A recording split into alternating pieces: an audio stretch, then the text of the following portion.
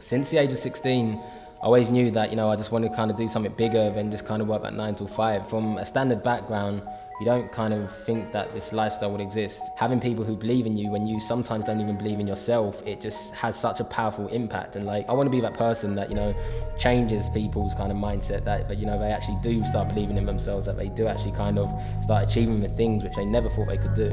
My end goal is to impact thousands of lives around the world. If you were to stop working today, how long could you survive before you have to go back to your job? How's it going, guys? So my name's James, I'm 24 years of age and I'm from Essex. So at the age of 22, ultimately is when I decided, I don't kind of want to do this 9 till 5 thing. Not that it's a bad thing, it's just I was never kind of really taught any other way that there was to earn money. And I'll probably say the book which I just read, which has really changed my whole concept on everything, was definitely Rich Dad Poor Dad. What I like about my occupation is it kind of really gives me the opportunity just to kind of help other individuals. I started this whole journey, I just wanted to trade, earn money and stuff like that. And through doing so, I've actually kind of realized that, I'm actually having a lot bigger impact on people than I ever thought I could. I'll probably say the thing which makes my team stand out is the family culture. I started this whole trading thing, like I said, I didn't even know the person who introduced me to it. So for me, it was just a matter of, let me try this. It's a skill set worth kind of learning.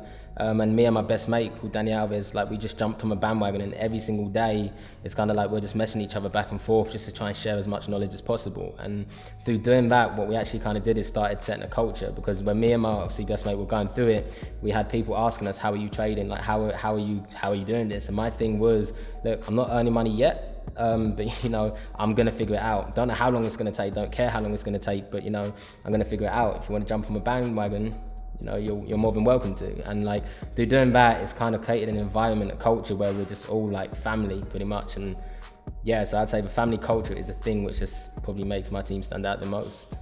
Biggest challenge is probably the mindset of it. I didn't kind of realize trading is predominantly about mindset. As with anything to do with entrepreneurship, it's kind of 80% mindset, 20% skill set. And I didn't kind of really appreciate that one at first. And it's kind of even just down to your environment, you look for kind of support in, say, your parents. Or for me, my personal one was my mentor at work. He actually kind of put me down a lot, because he was kind of you know what, I've seen stuff like this before, it doesn't really work, I've tried it and stuff like that. And yeah, but they don't really kind of exist. And it's kind of it's very kind of stuck in his ways. And yeah, so for me, it was just, I don't know, trying to find, that kind of support and acceptance in it. I didn't necessarily do it the right way, but my way of overcoming it was just locking myself away. It's you can imagine, you're excited about something, you're pumped. It's kind of you go home, you hear about this trading, you can earn millions of, loads of money and stuff like that. You go home, you're excited, and you go home, and my family, they didn't put me down, but they're okay, that's nice. And then it's kind of obviously you say it to your friends, I've tried that before, I've tried it, it didn't work out. Then obviously mentor at work, obviously, because I work as a train engineer, and he was I've seen all stuff like that before. And it's kind of slowly your excitement comes down. So for me, my way was just, I said, locking myself away and just kind of being you know what, I'm cool, I'm not got any support, I'm just gonna figure this, out myself. So that was my coping mechanism. And then obviously through doing that, your confidence starts building up, and then with confidence comes competence. So with competence comes confidence even. So that's, I'd say, the thing which changed it up for me, just kind of doing me, learning a skill set, and then now using that skill set, which is going to be the skill set which I pass on generationally. My end goal, I'll probably say, is just to change thousands of people's lives around the world. Through this, I'm a relatively, say, somewhat confident person. And even kind of with this, I've kind of realized, that confidence gets beat out of you very quickly. And this is someone who, kind of is a big believer in there's always a way of figuring something out. And it's kind of for me being there and struggling so much through this journey, I've just kind of realized, having the right people around you, having people who believe in you when you sometimes don't even believe in yourself, it just has such a powerful impact. And I don't know, it's kind of a thing. I haven't really kind of got much friends that are motivational and supportive. It's kind of you aspire to do something big, and then they just all laugh at you, and it's kind of again, you just slowly come back down. So I want to be that person that, changes people's kind of mindset, that they actually do start believing in themselves, that they do actually kind of start achieving the things which they never thought they could do. My inspirations. Well, the biggest one I'd say is my mum. I've not really kind of had the nicest background. It's kind of we've grown up, obviously a single family.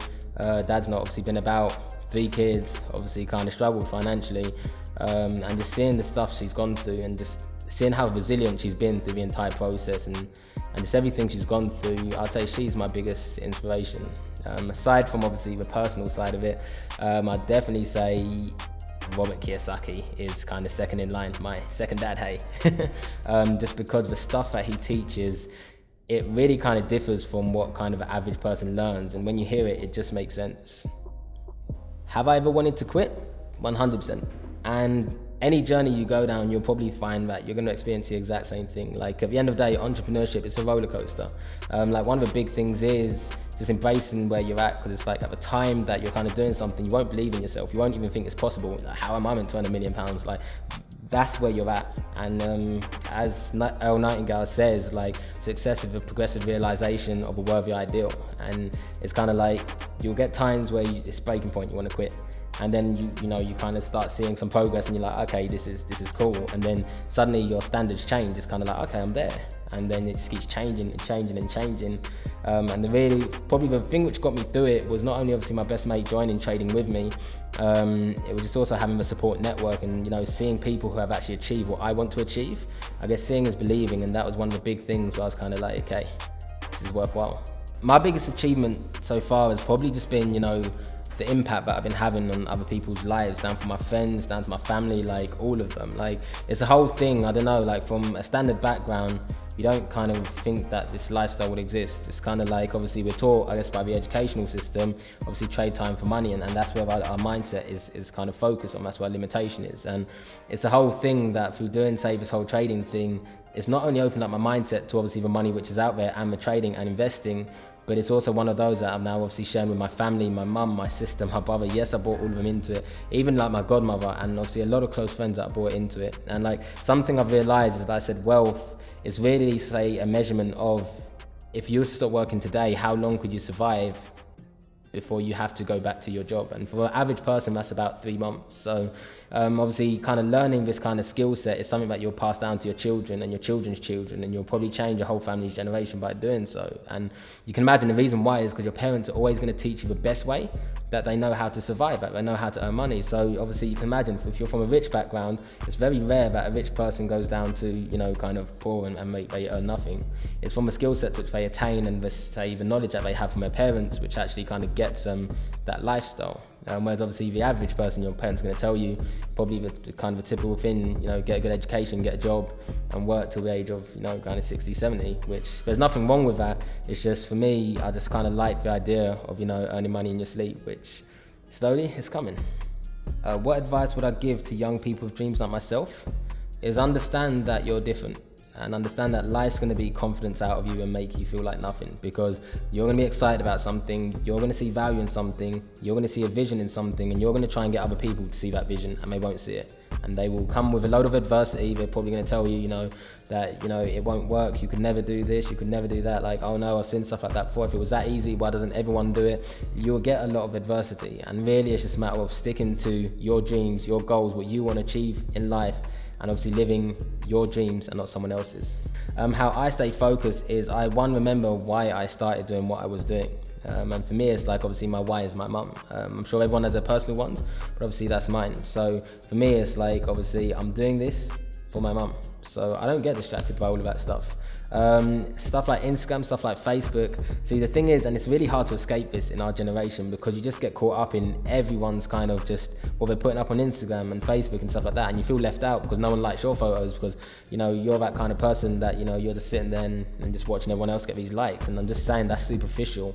That means nothing. A lot of people think on Instagram, stuff like that they got loads of likes, got loads of followers, that means they've got loads of friends, but it's just all kind of cosmetic. And for me, I just understand that, and I understand where I want to go, and I just don't get caught up in kind of a superficial kind of stuff, because it's the relationships that you build, especially from the journeys that you go on, what counts, not what everyone else kind of puts a lot of trust and value in nowadays. Okay, where do I see myself in the next 5 years in terms of career? I definitely see myself earning more money passively than I do my residual bills, aka financial freedom. Like, that word is used very loosely, but actually what it means is every month, obviously we've got bills coming out, our phone bills, our car insurance, obviously rent, stuff like that. Just like you have money coming out residually, you can also have money coming in residually. And in 5 years time, I definitely see myself being financial free in terms of my income residuals is more than my outcome residuals. And when that happens, that's when I now have 40 hours a week investing in myself as opposed to my workplace and making my workplace richer. So I definitely see myself down the line of earning 7 figures, definitely see myself down the line of having a mum who, you know, is retired and never has to work a day of her life again, and definitely see myself in a position where I can help other individuals to do what I've done. So next up, obviously next week's episode, we're gonna have someone who's actually really inspirational. Like, obviously time is something we all struggles with. And this obviously woman, she's a DJ, she's providing for her family as well, and obviously she trades, and she's really just managed to kind of turn her lifestyle around. But I'm not gonna share too much of her story. I'm gonna let her kind of do all of that, but definitely next week is the one you definitely wanna tune in on.